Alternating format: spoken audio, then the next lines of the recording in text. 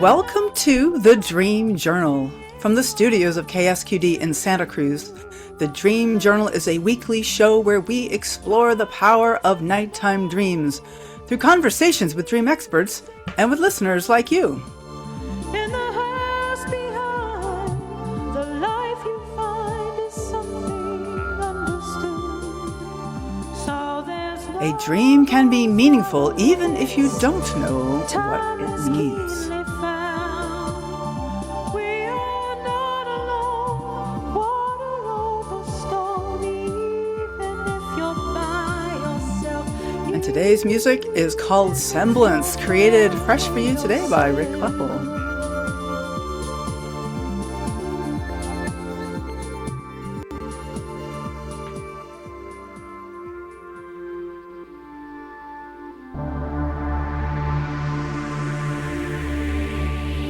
I am your host, Katherine Bell of Experiential Dreamwork, and welcome to The Dream Journal. We'll be taking call-ins during the last 30 minutes of the show. You can also email us anytime at onair@ksqd.org. Okay, I want to start with just a dream that I had recently that I'm really enjoying. It was a dream of a woman was digging around a bush or in front of the house where I grew up. And like, what's she doing down there? And she comes up and she shows me that she has found birds and then attached to her hands, like standing on her hands, on all the different fingers are 4 or 5 different birds, all of very different colors. And I have no idea what this dream means, and it doesn't matter because it makes me smile. So I'm thinking of the hand with all the multicolored birds on my fingers. A great way to start the day. All right, let's meet our guest. Hello, Diane. Diane Hartman, welcome. Thank you. Battling depression and looking to find herself, a retired school librarian heads to Ireland and embarks on a solo journey of self-discovery. Nudged along by her dreams, our guest, award-winning author Diane Hartman, ultimately finds herself by following her deep longings down the back roads and byways of the soul. Her book is called Getting Lost on My Way, Self-Discovery on Ireland's Back Roads. And you can find her at DianeHartmanAuthor.com. Diane Hartman with one N, DianeHartmanAuthor.com. Diane, yes, so glad to get the chance to talk to you. Thanks. Thank you. It's great to be here. Yeah. So there's something that really runs through this whole book, which I want to start with talking about the really important topic of depression. And it is a common thing that many people have, and it's something that ran in your family. I wonder if you'd like to talk a little bit about depression in your life. Yes. My father had depression very, very deeply. And this was back in the early 60s when the antidepressants we have today are not available. He ended up being so depressed that he took his own life. I was 10 years old at the time. Gotcha. And since then, we've learned a lot about depression, and it's something that is genetically inherited, can be. Oh. And that was, in my case, that was what happened. My depression was different from his because it's not debilitating at all. It's actually, the medical name for it is dysthymia, which is kind of a low-grade, constant depression. So I'm able to keep my responsibilities and do, what I need to do. But at the same time, there's this underlying unhappiness that's there. And so thankfully, I live in the age where we have these miracle drugs that can certainly help with that. And that's something I'll be on the rest of my life. But it's certainly allowed me to manage it and to deal with it, and understand it. But it comes a time when taking a pill is not enough to fix a life that just doesn't feel right. Yeah. And so why don't you set the stage for us? Like, where were you before you felt yourself called to Ireland, and why did you make the change? Maybe take us down some of that road. I was working as a school library media specialist, and in elementary school. Loved my job, but I also was recently divorced after being married for 22 years. And that was a very big shock. I had never lived on my own before. I married young and had never been on my own. And so there was just the right time. This has been several years ago, but it was just the right time for me to do something for myself that I wanted to do that didn't involve my two daughters, didn't have anything to do with being divorced or dealing with that. And I had always been intrigued with Ireland, especially the Celtic music and the literature, of course, from Ireland. And I don't know why. I can't really explain why I was so enthralled with it. I just was. You don't have a heritage, and there's no obvious heritage. No. Yeah. Well, I didn't know at the time, but it turns out I do have a heritage. And actually, it's, again, there's a lot of synchronicity in my book that happens. And again, it happened to come from the same area that I was drawn to exploring. Mm-hmm. So I decided, I kept applying for this teacher creativity grant that would have allowed me to travel to Ireland and pay for the flight, all of the travel costs. I kept losing, every year. And I finally got to the point where I didn't care if I won the award or not. I was ready to go. And even though I kept telling myself I can't afford it, I just thought I have to go. And I'm not going to wait for the exact right time, whenever that would be, or the right person to go with. I knew it was something that I needed to do on my own.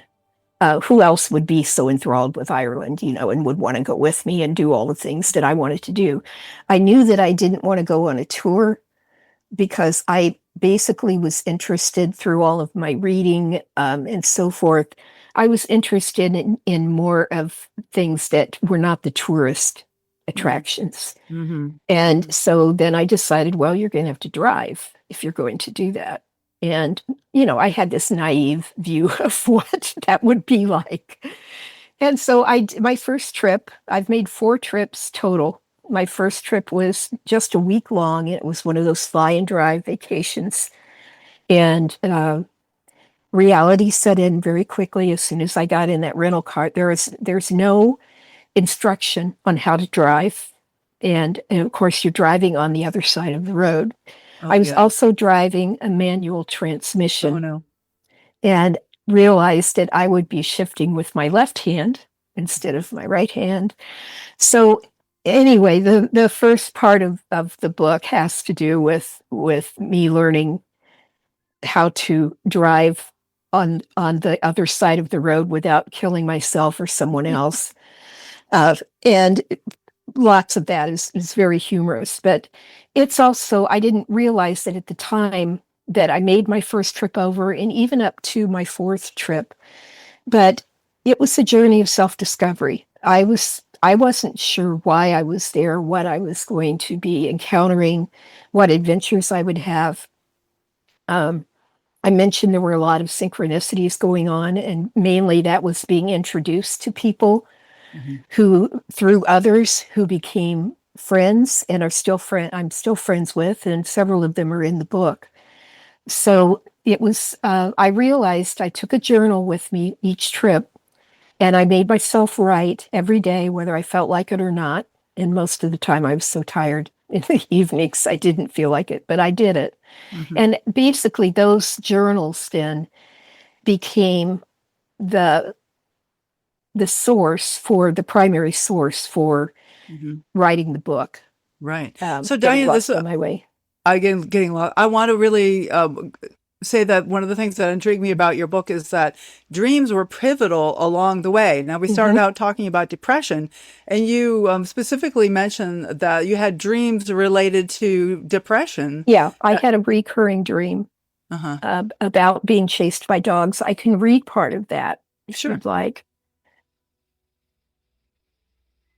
Black dog was at my heels again, and I was running as fast as I could across an open field in the dark, hoping I wouldn't trip. I could hear his terrifying growl getting closer. I pictured his sharp teeth and the slobbering white foam dripping from his panting mouth.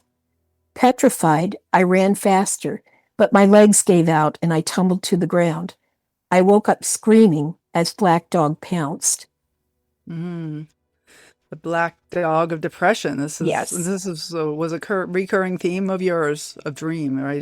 And Yeah. usually of being chased, Mm-hmm. wanting to turn around and confront Mm-hmm. the black dog, but that didn't happen in my dreams, unfortunately. Mm-hmm. So I realized that, there was a fear there that I was, that depression was showing that it was part of my life that I really didn't want to deal with.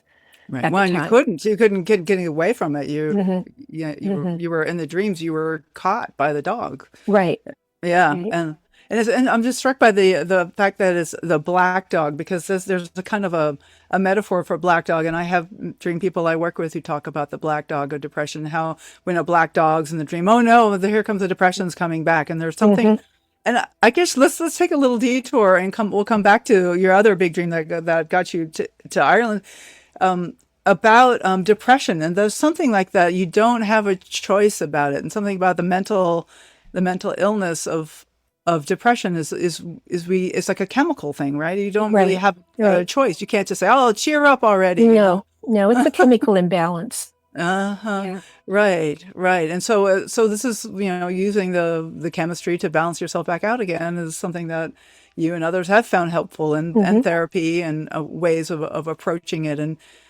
But the black dog doesn't go away. Do you ever dream about the black dog anymore? Not nearly as frequently. And it's Mhm. usually, just a very short dream. And I Mhm. don't feel the panic as much as I used to Right. when I would wake up.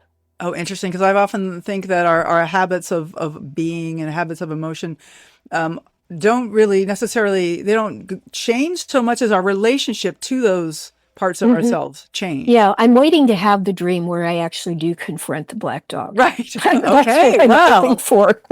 Oh, well, you'll have to come back on the show or let me I'll know let if you you know do. if that happens. That's cool. That's something to think about, really. Okay, so there's another big dream that I want to have you introduce here that kind of got you rolling on the whole idea of Ireland. Isn't that right? Yeah, yeah. There are Involving a actually two. famous Irish writer. Yes. There are actually two incidents. One is where I met um, this person that I'm later going to dream about. That I met him in person, and that might help set the stage Sure. a little bit for the dream then that I have following that. Find it here. It's about meeting John O'Donoghue, the Irish author who wrote the book Anam Cara, which is Gaelic for soul friend. And he came to Indianapolis, the area where I live, and did a lecture and then a book signing afterwards. And of course, I'm all excited about this because he's just one of my all-time favorites. Suddenly, there he was, taking my book and asking my name without glancing up. When I told him, he quickly looked up and stared into my eyes. Startled by the intensity of his stare, I mumbled, "I love your work. I really want to travel to Ireland." "Diane," he said earnestly in his beautiful Western Irish lilt, "you must travel to Ireland, and then you must write about it. It's important, you understand?" His gaze seemed to hold me for an eternity, as he handed the book back to me. Before I could manage to respond, I heard the woman behind me gush, "I absolutely love your work," as she handed him her book. Wow, how does he know I'm a writer? Weird. This totally freaks me out. Does he possess a sixth sense? Does he know that the emotional turmoil that's assaulted my spirit has caused me to lose my muse? That I'm struggling to write? How does he know about my unrequited desire to travel to Ireland? I felt like my soul had been pierced by a kindred spirit who understood. An Anam Cara. I stood there frozen for a few more seconds, long enough for him to look at me and smile, and for me to smile back. this is crazy. Why should someone like John O'Donohue single me out? And how did he know you were a writer? Yeah, That is really interesting. that was a weird experience. Uh-huh. It really was. It's one that, when you have experiences like that, which I don't have often at all, Mhm. it kind of reminds you of, it seems natural at the time it's happening, and yet it's not natural. Mhm. There is definitely something mystical about it, and again, try to explain it. I can't explain it. It's Mhm. just something that happened, and it did really leave an impression on me that Mhm. I needed to get moving and follow my dream to go to Ireland. Okay. So that's the waking life experience. And then then there's a dream. It looks like you're going to tell Yeah. us the dream. How much later is the dream Now, that the happened? dream is years later. Okay. But And you had not gone to Ireland in the meantime, or had you gone? yes, I had gone to Ireland. Okay. It Yes. was my first 2 trips Mhm. out of the 4. And I was home. It was during the winter, and I was home. And again, I don't have these type of dreams very often, but I felt like he had died in the meantime.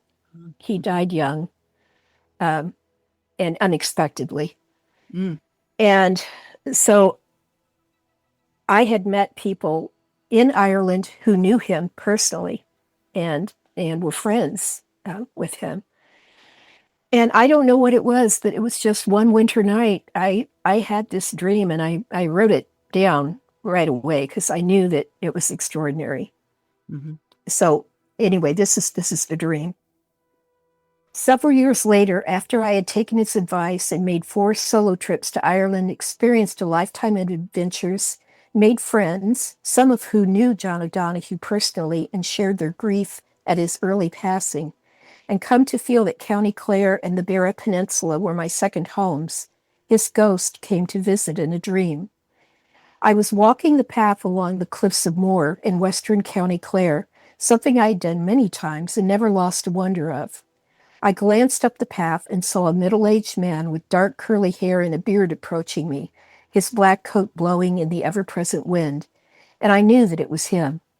I stopped as he approached, and he said, "Diane, you have traveled here. You know that it's affected your heart and your mind, but you don't understand it. Now you must write about it."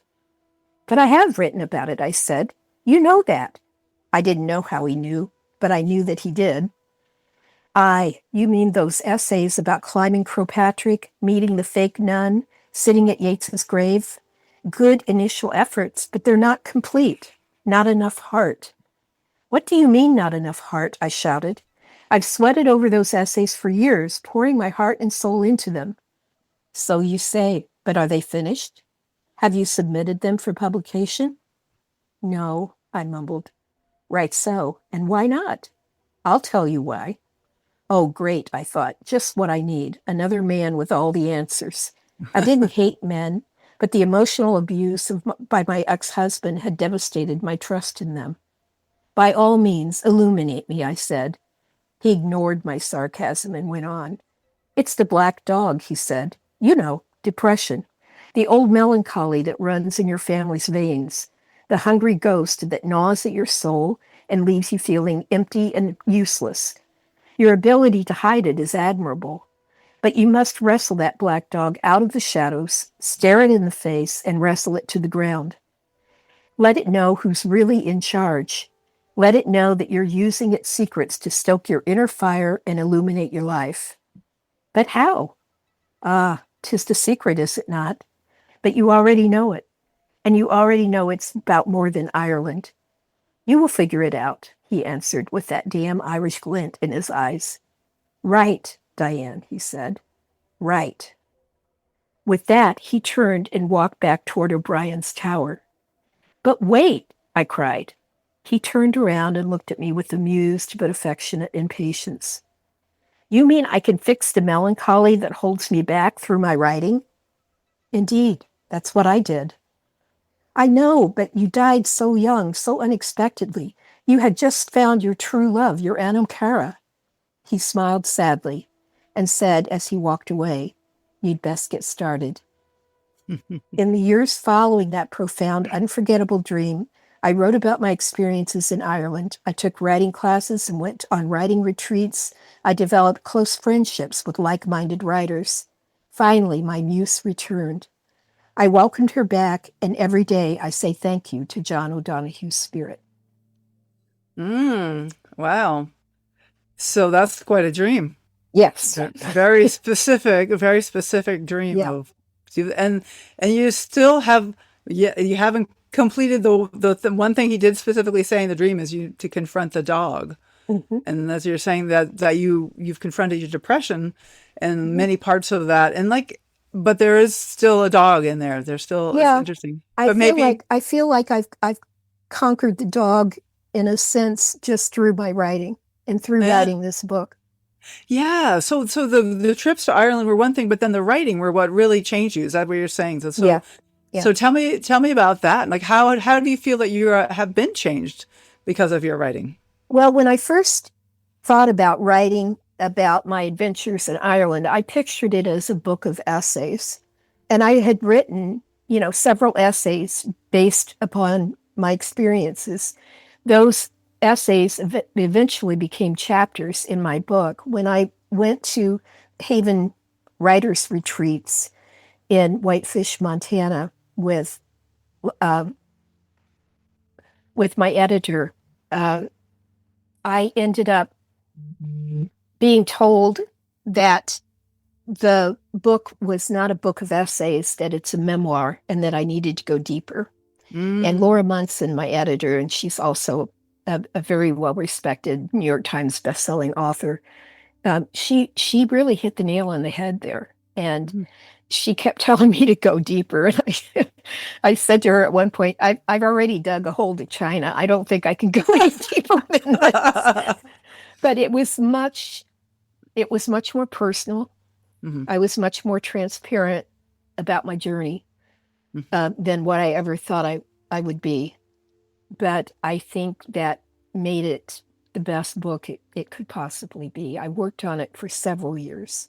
Mhm. And I was very fortunate to encounter Laura Munson and have her in my life, as well as, many other writers. And that really helped me in so many ways, as far as my self-confidence and being willing to share my story in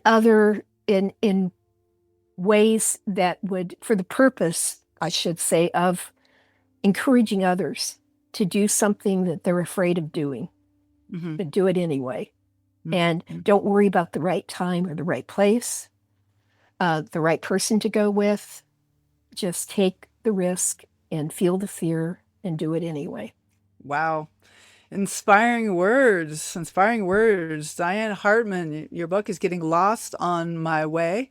Self-discovery on Ireland's backroads, and people can find you at dianehartmanauthor.com. And we're going to take a short break, but we have much more to talk about. For one thing, you are a photographer as well as an author. And so I'd like to hear a little bit about your photographs and how you, another thing I want to talk about is balancing humor with emotional themes, because you can't have a book that's all melancholy. No. No one would want to read that. No. They shouldn't. And so how do we bring that out? And that can also work on the inner realm as balancing, bringing in some humor. Yeah, exactly. Yeah. The Dream Journal is broadcast live from the KSQD studios in Santa Cruz and co-broadcast live in San Jose by KCXU. Also up at KOWS in Sonoma. We are podcast everywhere on the Monday after the show.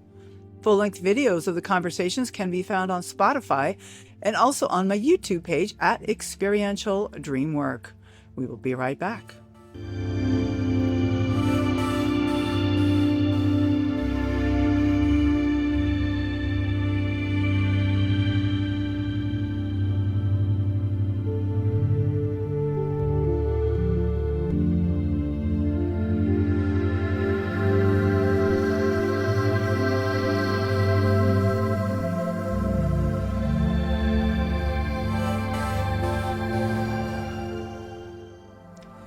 You are listening to the Dream Journal, and I am Katherine Bell of Experiential Dreamwork. And we have listeners all over the place. Today, we have all over California, Dublin, Oakland, Fresno, Antelope, Boardman. We have Iowa, Minnesota, Illinois, Georgia. Then we also have a couple Canadians, British Columbia and Ontario. We also have Florida, Virginia, Quebec, Canada, Rhode Island, and Moscow, Russia. So help us spread interest in dreaming, and please subscribe to the Dream Journal on your favorite podcast app. Thank you for your generous ratings and reviews, and thank you so much for sharing episodes on your social media. Follow the Dream Journal by looking for hashtag the Dream Journal and at Experiential Dreamwork. And please consider telling your friends about the show. You might just find your next dream sharing buddy. So we are here with Diane Hartman talking about her book, Getting Lost on My Way, Self-Discovery on Ireland's Back Roads, and the Black Dog of Depression, and some really amazing particular dream about John O'Donoghue. And now we're going to get into some other topics, for example, the photography, that Diane is also a photographer. So as you were traveling around looking for yourself on those back roads, Diane, you took a lot of pictures. And what do you want to say about that here? I did take a lot of pictures, thousands of them over the 4 trips. I became interested in photography when I was a graduate student at Indiana University, and I took a photography class and worked in the darkroom and loved doing black and white photography. From there, I went on, and the black and white darkroom, unfortunately, went more in the background because digital came into to being. And I was still interested in doing that, and continued to take some classes and study with some important people. And part of my 4th trip was when I did finally win the fellowship for teacher creativity. And I got to study with a photographer in Ireland, a couple of photographers, actually, that are relayed in my book in Ireland. To me, photography is just a way of practicing contemplation. It really just takes me right in the moment, right now, and experiencing the moment. And yes, I have some technical background and all of that, but a lot of times I just feel like my spirit is moving me in different ways to take pictures in different aspects, and it's something that I just always feel very calm and peaceful doing.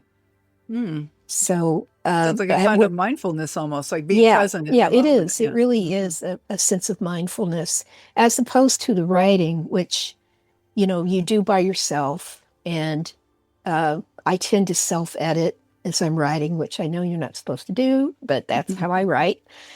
And it's very satisfying when you've written something that you can look back on and say, yeah, that's not too bad. Yes. But there's a lot of struggle with that I don't find with my photography at all. So I've kept that up. I'm not a professional photographer. I'm at what they would call, I guess, an advanced amateur. And okay. I've entered some contests and won, and I've sold some of my prints and so on. So it's something I would like to explore a little bit more now that I have this book written. Do you have photography in the book as well? That's a good question. I only have 4 black and white photos in the book. And that is strictly because of the cost of publishing reprinting color photos in the way that I would want them presented. However, on my website and also on my social media, Facebook and Instagram, I've uploaded a lot of my photography. So as you're reading the book, you can go in and look at my social media or my website and see some of the photographs that are based on what I was writing about. And what about the cover of the book? Is that one of yours? No, only because I couldn't drive and take a photo at the same Oh, time. good point. Yes. They had actually they sent several prototypes to me. And when I say they, I'm talking about my publisher, She Writes Press, which was wonderful to work with. Mhm. They sent several prototypes for the cover, and several of them included my photographs. But I felt like there was one, of my favorite photographs of the Cliffs of Moher that is really integral in the book. But I felt like it was a little too moody, and it didn't really express the humor that is in the book as well. And so we ended up choosing the stock photo that I think represents the theme of the book very well. The picture The of road is a the road road and a building. and and an ancient building, Beautiful in the green. background there. So I just felt like, that's because it is about, getting lost driving, which I did a lot. And Literally. really Okay. did. And also about getting lost on my way to find myself, and getting lost in wonderful ways, to find myself. Well, there's something about the having to lose the parts of ourselves that we cling to that allows us to grow forward. But we don't want to lose those parts, right. because that's like who we are. But sometimes losing that can be helpful. Exactly. Okay. So let's talk a little bit about I'm a aspiring author myself. I have a book. I'm looking for a publisher, and I want to talk to you later about some of your contacts. Okay. But I want to talk a little bit about the art of balancing humor and emotional themes. And because you don't want to have a full comedy book or a full sad book. Is that something that you like deliberately set out to balance those things, or was it kind of intuitive? It came kind of intuitively, really. I knew that I wasn't just going to write, some dark book about my depression and me finding myself. I mean, who would want to read that? I wouldn't. So I figured no one else would either. And so many of my experiences were humorous. I mean, they're just outrageously funny looking back on them. I mean, driving, it wasn't at the time, but, driving the wrong way on a roundabout outside of Limerick. I mean, that was one of my first driving experiences. And just the people I met, I love the Irish people. They have such a sense of humor, along with a deepness to their souls that we don't have here in America. They value literature. It doesn't matter what kind of education they've had, they can recite poetry. And, I wanted to present the Irish people the way that I experienced them. And I wanted to present myself on my journey as I really was too, which was, a complete idiot at times. and you have to laugh at yourself. And I wanted it to be about depression to be a thread in the book.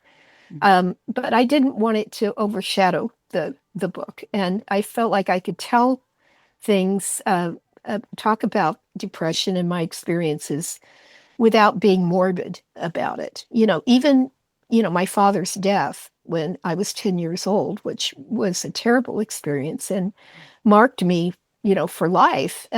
It all depends on how you want to use those experiences to help you grow. And I chose to, go do an inner journey, and dealing with that. It's helped me in so many ways. I've been able to help others. For example, my students that I taught for over 35 years as a school librarian, if one of them would lose a parent or someone very close to them, then I would talk to them about that and about how it was okay to have all of these different complex feelings about it, and use my own experience, to help. So, I figure you're given these things in life, and what you decide to make from them is up to you.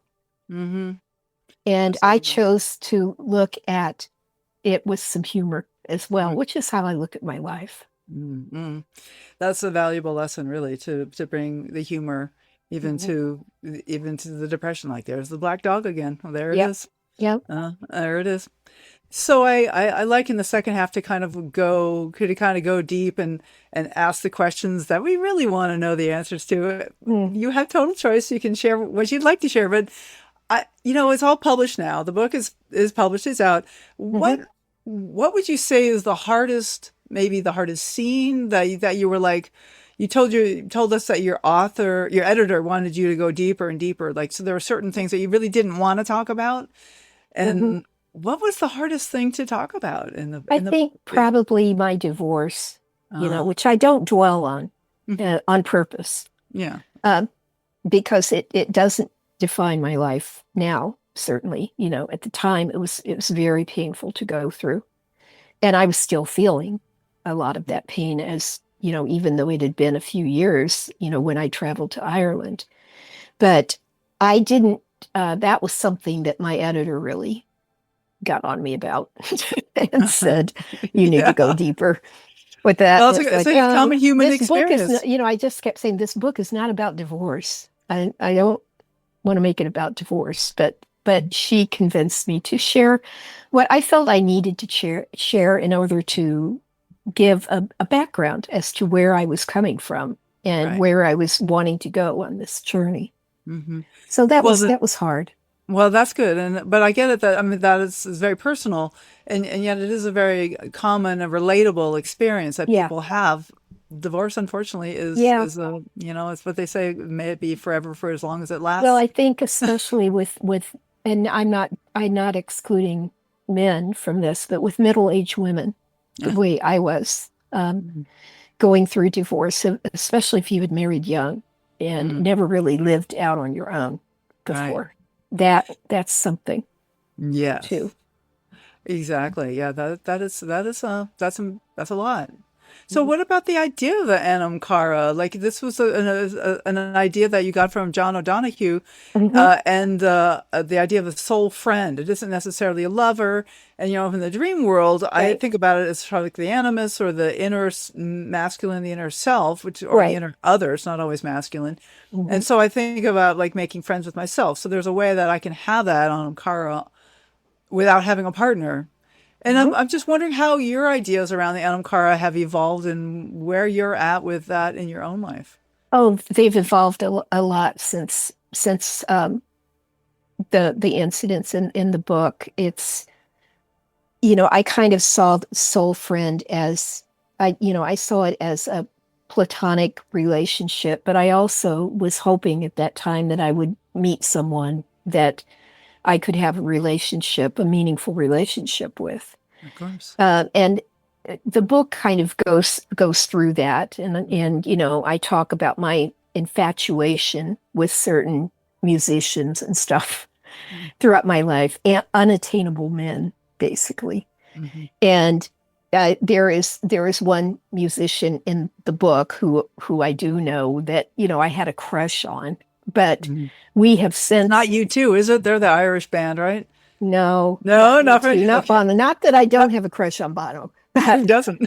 I know. But No, it's a this was the singer Luca Bloom, ah, and uh, anyway, I came to realize that the best thing to do in that situation is to be friends. And we are friends. We still correspond. I'm very good friends with his sister Anne, who is also in the book, along with Luca. And so I think that helps define it because as you go through the book, you can see that transformation taking place in mhm, myself as far as my attitude toward Autumn Kara and what it means. The friends that I made over there that I was introduced to, by everyone from my cousin to other writers. It's was just phenomenon, and I'm still in touch with them. I mean, we're on WhatsApp, and we talk to each other, even though I haven't been back to Ireland for a long time. uh, Um, so so yeah, two, it took on a two whole. questions comes up for me around that, which is one is uh, I lost one of them already. Okay, cousin. You said the word cousin. And so, because we started out, you said you didn't think of any heritage, think you had any heritage in Mhm. Ireland. But then you found that synchronistically you discovered some people that you were related to. Oh, that was the other question. Do you use pseudonyms for these people? Yes. Yeah, Uh, I use pseudonyms for the people who are not in the public eye, uh, meaning the bed and breakfast people and, the people who no one would know. Now, the people who are in the public eye, like Luca Bloom, I used his real name. mm-hmm. And, I was in talks with them before I put them in the book to let them know that this is what I was doing. I was surprised that both both Anne Reen and Luca Bloom, and as well as Jessie Lindeni, who is a publisher in Salmon Poetry Publishing in Ireland, were okay with not really even looking at it beforehand. I gave them the opportunity. In fact, I was begging them, please read it because they're Right. in it. And they said, just And go ahead. they're all good. And Luca was really nice about um, allowing me to quote some lyrics from his songs in the book too. And he, was just very nice about that and said it's all good. You can use whatever you want. So just their trust in me, meant a lot. Mhm. Um, but yeah, there's a lot of that in the Okay. book as well. And so, how did you find out about maybe just talk a little bit about how you found your relatives? Well, I Ireland? didn't find it was mainly through ancestry.com, and Yeah. that I'd been doing ancestry research on both sides of my family, and on my mother's side of the family, which my cousin is a part of that, that I refer to. She's also a writer. Uh, I discovered after the fact, after I had written the book, and they're always changing the algorithms on Ancestry. So sometimes you'll come out as, 10% Scottish, and then it changes to like 10% Irish. Huh. There's a lot of Scots Irish in my background. But there's also showing origins coming from I'm probably not going to pronounce this right, but the Connacht area of Ireland, which is Galway, Clare, Mayo. Those are the areas that I do have ancestry from. I don't know the specifics yet because it goes way back, way before the potato famine Mm. in the 1840s. So I'm still working on that. But just seeing that my ancestry in Ireland is from that region that I was drawn to begin with. And there were times, Interesting. well, several times when I felt like I was on a certain famine road in County Mayo, and I just felt like I'd been there before. Mm-hmm. Yeah, so I think there's a lot of ancestral memory involved in this that I don't quite understand, but I'm anxious to do more research on that. Interesting. Interesting. So let me come back around to your dreams. Do you record your dreams on a regular basis? Do you No, I ever? don't. No, you don't. You No, just the ones that stand out. You the ones that stand write out, down. I'll jot down some Mm-hmm. notes about them. The only exception was the one I had about John O'Donohue. I thought you've got to write this down. I mean, it was like with me Mm-hmm. Mm-hmm. all that day, that next day, and so I wrote down everything I could remember Mm-hmm. about it, and Really striking. Very and striking. and I do have weird. I have these dreams again, kind of recurring, but in different aspects of a dystopian type future, which Mm-hmm. are totally weird and very detailed. And I don't know where those are coming from and Uh, what they're about. I've looked into Jungian interpretation of dreams and all of that, and I can't figure that one out. But well, but mostly, my dreams are the usual stuff, the anxiety type dreams, like, I forget my locker combination back at school, and or I've missed a whole semester of classes and just realized that yeah, I've missed a whole semester of classes and it's too late for me to do anything about it. mhm. That kind of thing. That, Mhm. just silly anxiety stuff, things that aren't really happening. Of course, Right, I can't. right, right. I don't think I ever forgot my locker combination. I But there's certainly something. didn't miss a semester worth of classes. No. But those dreams, all of those dreams you're talking about, Diane, they really speak to me as a dream person myself. I'm like, Mhm. oh, there's like so much richness there, so Yeah, much there is. richness. There I mean, I is. have many dystopian dreams myself, and I've kind of made friends with the idea that that is something to do with leaving behind a part of myself Mhm. that the wreckage, kind of the wreckage of that That's part a of good myself. point. And sometimes I'm still in this place where the buildings are all collapsed. I'm like, now what? Hmm. Right. But then looking at the details of the dreams, often I can see that there's an evolution. Like, so yeah, I'm still in the wreckage, but like, look, oh, there's trees over there. I can go over to the Yeah. forest and start to find my way to a new place. Hmm. So like watching Hmm. the trends of these dreams and the idea of missing a semester. Oh gosh. I mean, for me, that would be something about like, like a part of my life I didn't get to have. Like I wired it. Where is the true love That's really revelation? interesting. Yeah. Yeah. Where Yeah. is I'll this? have to look into that some more. Yeah. No, you're talking my language here. So Diane, what are your plans for the future? What's coming forward for you next? Well, I've been so busy promoting this book that I haven't done the amount of writing that I want to be doing. And so I'm really looking forward to I've got a couple of ideas rattling around in my brain about what to write about next. And I really need to get on it, Hmm. and do it because I don't have forever, to Right. be Well, yeah, don't want to miss working on that this. semester. Yeah. Yeah. So what do you want to write about next? I'm not really sure. There are a couple possibilities. One is to explore this ancestral memory thing a little bit more. Yeah. I found some really interesting stories in my family history that I knew nothing about, Uh-huh. and in my research. The other is I'm a member of both the Thoreau Society for Henry David Thoreau and also the Emily Dickinson International Society. In other words, I'm big fans of Henry David Thoreau and Emily Dickinson. I would love to write a book it would have to be fiction, that has both of them in it. I haven't quite figured out how I can do that and capture their voices authentically, the way I would want to capture them. Interesting. But, Well, they're both are possibilities. And well, just I want to get into my photography even more uh, because I've let it kind of go on the wayside. I tend to take a lot of pictures when I'm on trips and things, but I want to start doing photography every day, doing at least one picture, that every could be day. like a practice right there, a picture Hmm. day. Yeah. So just to plug a previous version of the Dream Journal, which you might want to check out, Diane, and maybe the Yeah. listeners would too, is I had Linda Schiller on the show a couple months ago, and I'll put a link in the episode page, talking about her book about ancestry and dreaming. Oh, I would love to hear that. Yeah, so let's take that out. And so this is Diane Hartman. Her webpage is dianehartmanauthor.com, Hartman with one N. And would you have any like final encouragements for our listeners?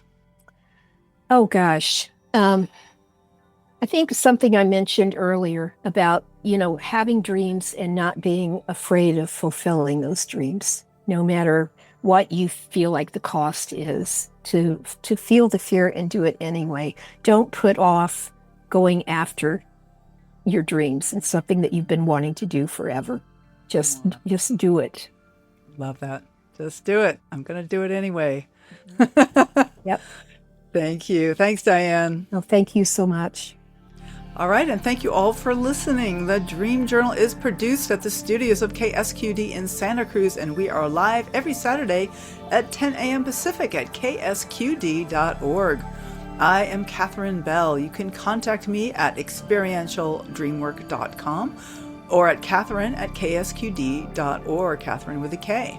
Keep up with the shows on Facebook, Instagram, LinkedIn, and especially on YouTube by following at Experiential Dreamwork and hashtag The Dream Journal. I'd like to thank Rick Kleffel, engineer and music creator, audio editing by Suki Westling, phones by Eric Nelson. Intro and outro pieces are both by Mood Science. And tomorrow morning when you wake up, take a minute to write down your dream and bring it to the next Dream Journal.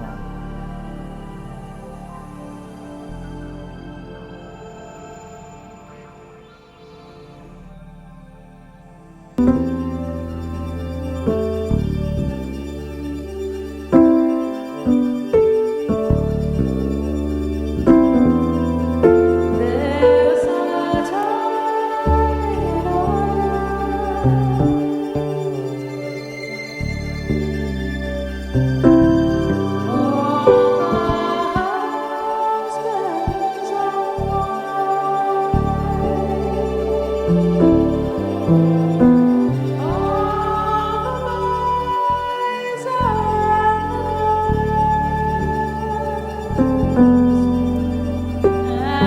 everyone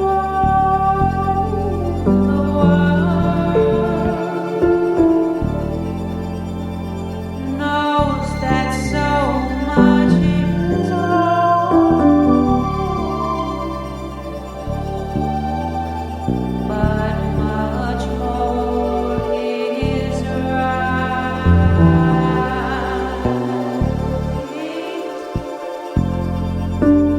We see